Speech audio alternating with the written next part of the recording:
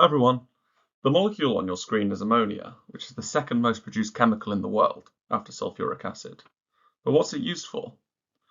Well, roughly 200 million tons of ammonia are produced every year, and the vast majority of that, over 80%, is used for fertilizer, with other applications including refrigerants, pharmaceuticals, and manufacturing textiles.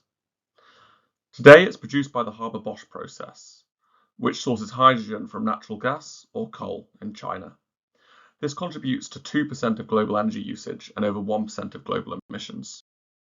Driven by geopolitics, such as supply chain resilience and decoupling from fossil fuels, as well as environmental goals, ammonia can be produced more sustainably, with hydrogen sourced from the electrolysis of water, in the case of green hydrogen, which is driven by renewable energy, or blue hydrogen, where carbon capture is added to capture the CO2 emissions associated with the hydrogen production process.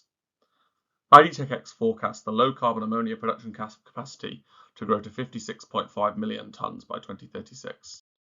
Ammonia is the largest end market for both low-carbon hydrogen and hydrogen in general.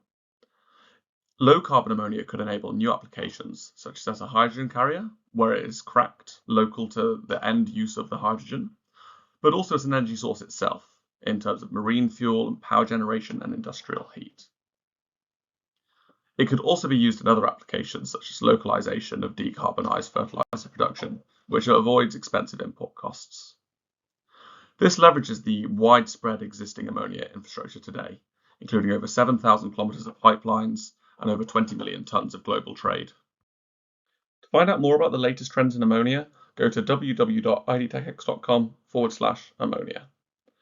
The report features insights into the low-carbon ammonia value chain, including production, infrastructure, transportation and storage, as well as discussion of the key applications for lower-carbon ammonia, such as maritime fuel, hydrogen transport and storage, power generation, and localized and decarbonised fertilizer production.